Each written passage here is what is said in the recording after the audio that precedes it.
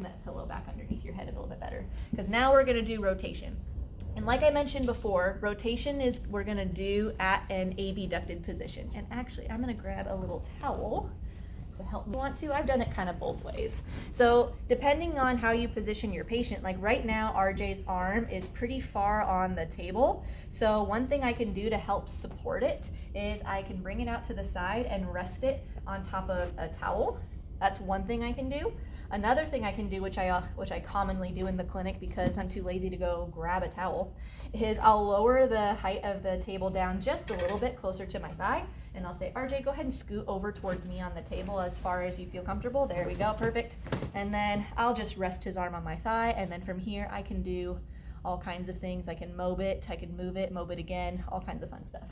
Go ahead and scoot back onto the table. But for purposes of if that's not comfortable for you, you can always just easily put a towel under the patient's arm, and that'll kind of help to stabilize it in that 90-degree position and make the patient feel supported. And then you can come onto the side and get a better read on your goniometer.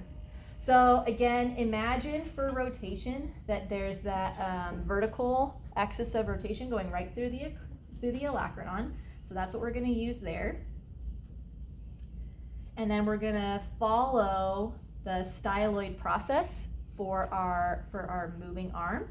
And the stationary arm, we're just going to keep that straight up and down, either with the floor or the ceiling, totally your choice. And then RJ, I'm just going to let your hand come forward in space. So since he's able to relax and he's not terribly restricted, we're looking pretty good there. If he couldn't tolerate that or that was too uncomfortable, I could help to stabilize the top of his arm and then move forward here and then put my goniometer back in place. Especially if somebody has a lot of shoulder instability, they might feel more comfortable if you kind of give them a little downward pressure here, just to help things feel like they're going to stay in place and they're not going to pop out or dislocate, which is a thing. Sometimes people will feel very apprehensive if their shoulders are really mobile. And then we're just going to take it as far as it'll go, and then utilize those landmarks for a measurement. And RJ, do you feel like this is as far as we can go? Nope. Keep his fingers away from the table so that we're not getting stuck there. Is that feeling okay? And there's a little bit of spring there, and I'm starting to see his arm roll forward a little bit. So what I should do, really, bring our back up. Bring your arm up a little higher on the towel. There we go. I'm going to use this hand to just hold it still because it was starting to come down out of that 90-degree position. Is that feeling different? Yeah, he's tightening up a lot sooner there. So definitely make sure that the elbow is staying even with the shoulder, because when they do this, that's going to make it look like they have more internal rotation than they actually have. So if that's happening, just come back, reposition, and support from just proximal to the elbow, and keep it there. There we go. Now that's starting to tighten up a little bit for him, and now I can go in and take that measurement. Sorry, RJ, bounced your arm a little bit there. And that is about 75, which is pretty good for internal rotation.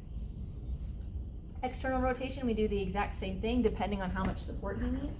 I can come over the top and stabilize the front of his joint in the event that he's feeling like, oh my God, it's gonna like jet forward.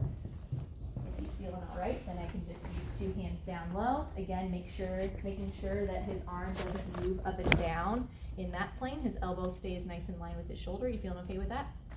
And then exact same landmark supply, olecranon process, styloid process, and straight up and down.